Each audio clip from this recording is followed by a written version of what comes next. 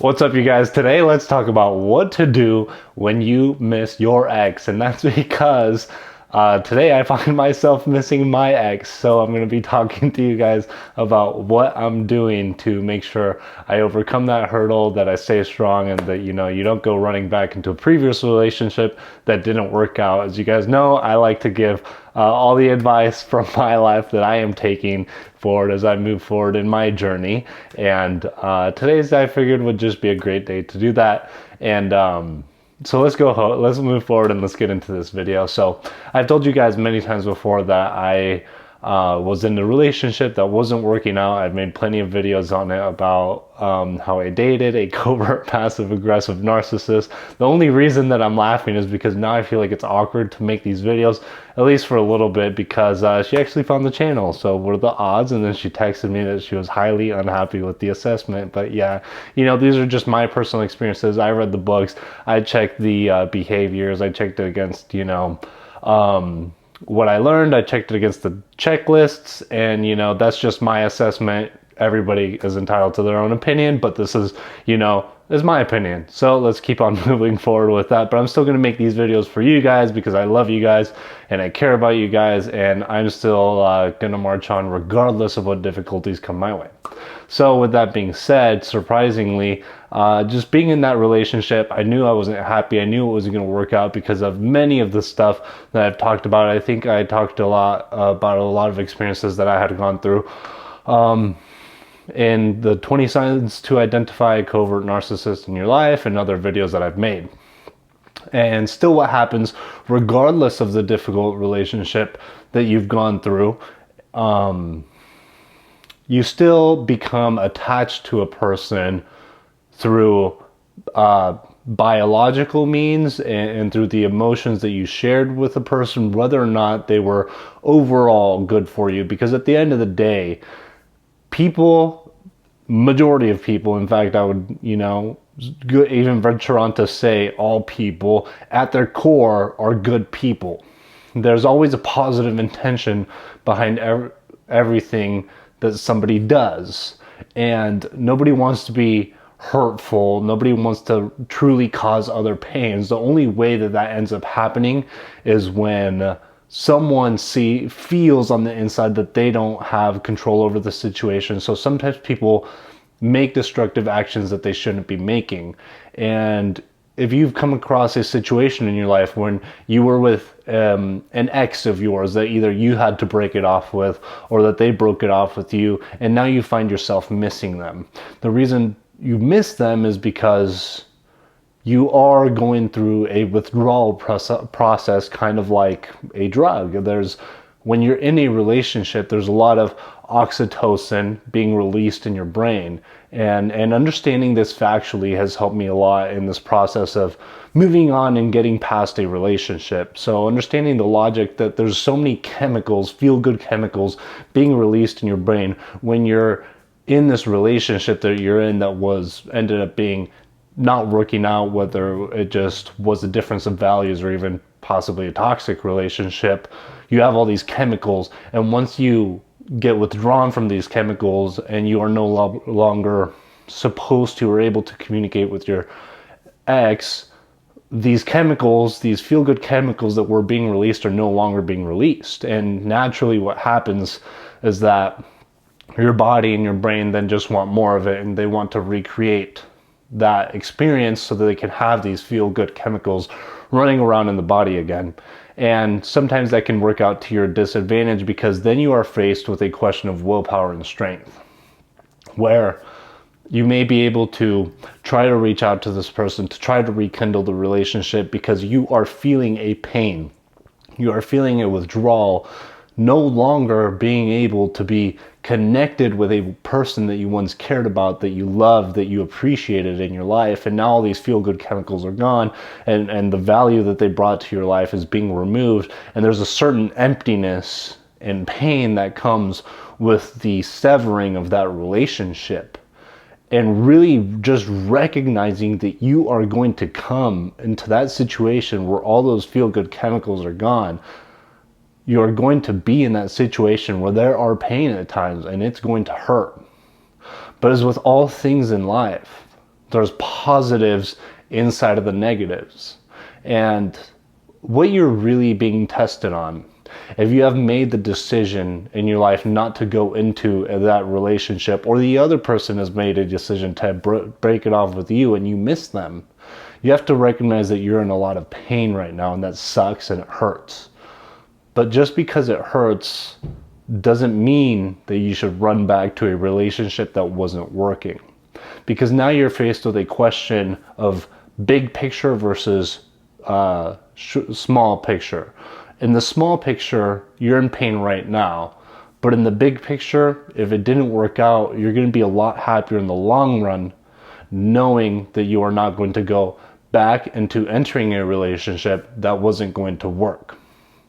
So you must keep your perspective of the situation that you are in right now. I remember specifically, there was one day before I had fully,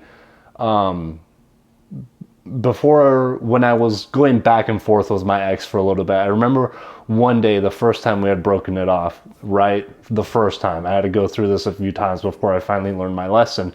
There was one day where I just had so much anxiety in my body, it felt like I couldn't breathe. It was inside my chest, it was inside my stomach. I felt like absolutely terrible.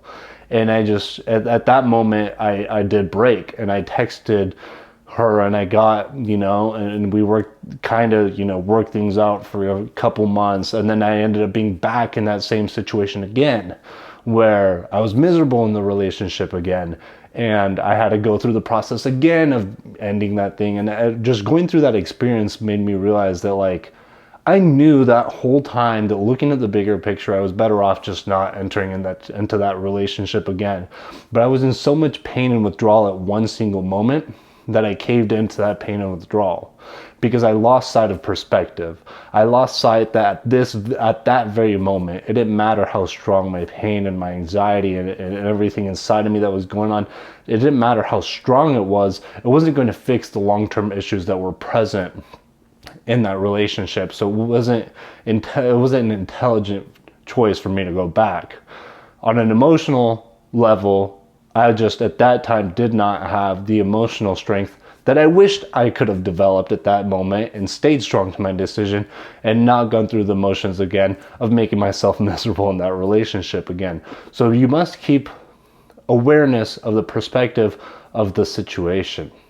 Next, in order to help yourself while you're moving on from your ex, it's also important to recognize that in this world, things go through waves and cycles. So now that you're aware of the big picture versus the short picture, things go through cycles, just like you go to bed at night, just like there's brightness during the day and there's darkness during the night. You wake up and you fall asleep. The waves come in and out. You get hungry and you get full. You breathe in, you breathe out.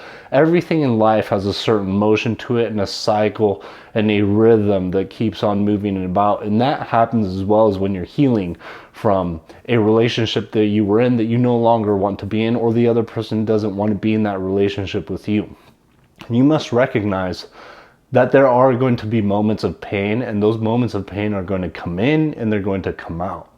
So just because you're in a lot of pain right now, like I was a couple hours ago when I was missing my ex, I recognized at that moment that it was just a wave.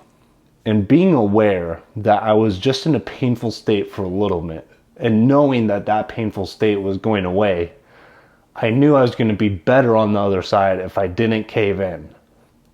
And I stayed strong to my conviction, and I did not make a irrational decision that I shouldn't have. And I followed my true heart in relation to the big long-term picture that I want to follow in life. And I didn't cave in. And just like that, being aware that it was only a temporary pain that I was going through, I came out on the other side, and it flipped, and all of a sudden I was insanely happy and lighthearted and joyful, because that wave, I let that wave come in, and I didn't ignore it. I didn't try to suppress it. I didn't try to reject it and act like I was all happy and dandy. I just recognized that at that moment I was feeling pain, and I let it be there, and I just accepted the fact that it was going to be part of the process this whole time of moving forward from that relationship. And then it switches, and you no longer have to go through that anymore. And it's just important to recognize that those waves of pain are going to come in and they're going to come out. And once you are aware of the bigger picture and you know where you want to be in the bigger picture, you'll be much better off going forward and dealing with those moments of when you miss your ex. Now, it's also important to keep in mind, as I've said before, that there's going to be a gap in your life. There's going to be a space, a vacuum that is empty because they filled a certain portion of your life. And now that they are your ex, they're no longer filling that certain portion of your life. Now that portion of your life must be filled by other things. And this is where I encourage you to find something to fill that space, or recognize when the universe has put that in your grasp, has brought that thing to you. Now, you can fill that empty space with, a new hobby. You can be, let's say you were hanging out with them every weekend, like I was, Now there's that empty space where you're not going to be with that person. Now you have the option of either hanging out with different people, or you can find a hobby. You can find something to go do. And maybe just by pure luck, other people, all of a sudden, it might seem randomly out of nowhere, other people will start randomly reaching out to you like they have to me. And just all those situations put together just help you realize that having that empty space is okay, because now it gets to be filled and replaced by something better. And it's just simply important to recognize that there's going to be waves and cycles of pain. And you have to stick true and strong to your conviction that it's not right necessarily for you to be with this person if it wasn't compatible. And if you were the person that was broken up with, being broken up with, in my opinion, is way more painful than being the one that breaks it off. And that sucks because it also comes with a significant sting of rejection that can ruin your self-esteem. It can make you feel like you weren't worthy, and it can make you feel like you weren't everything that they were looking for, and that can sting quite a bit. And if you're that person that maybe has had it be ended with you, and now you're missing your ex and you wish you could go back and you wish you could try again, I just want you to take a moment and actually embrace that other person like if they were a part of yourself, and think to yourself, honestly, if that person broke it off with you, there's no need to be mean about it. There's no need to say that person didn't, is stupid, they don't see me for who I am and whatnot. It might just take a moment for you to recognize that person, the reason they ended it at the end of the day is because truly they felt that they weren't going to be as happy as they could be by being with you as they could be as being without you. And that could be for any number of reasons that you have absolutely no control over. And if you accept their desire to be happy as if it was a part of your very own desires, then you would let that person go and be free and follow their direction without intervening in their process of them trying to be happy in their life. Because if they've made a decision to end a connection with you, which in most circumstances was also very painful for them to even come to that decision, to the point where they were able to take action on that decision, please recognize that person has made a decision and you should probably respect it. And then with that being said, just take their happiness as a part of yours and let them be. And recognize that if you do want a relationship where someone wants you just as badly as you want them, that person is out there in that world. And they're in this world and they're waiting for you. And if you are willing to leave that space open, you are allowing the world and the universe to put someone else in that spot of being in that relationship, being with someone who cares about you just as much as you care about them. and you are playing a big part in allowing your dreams to come true, and you're also playing a big part in allowing the other person's dream to come true, the other new person that wants you just as bad as you want them. But as long as you keep going back to your ex and running back to that old relationship, you're making it more difficult for yourself and for the world to bring you what you want. So let's talk about some strategies to manage the pain that you're feeling.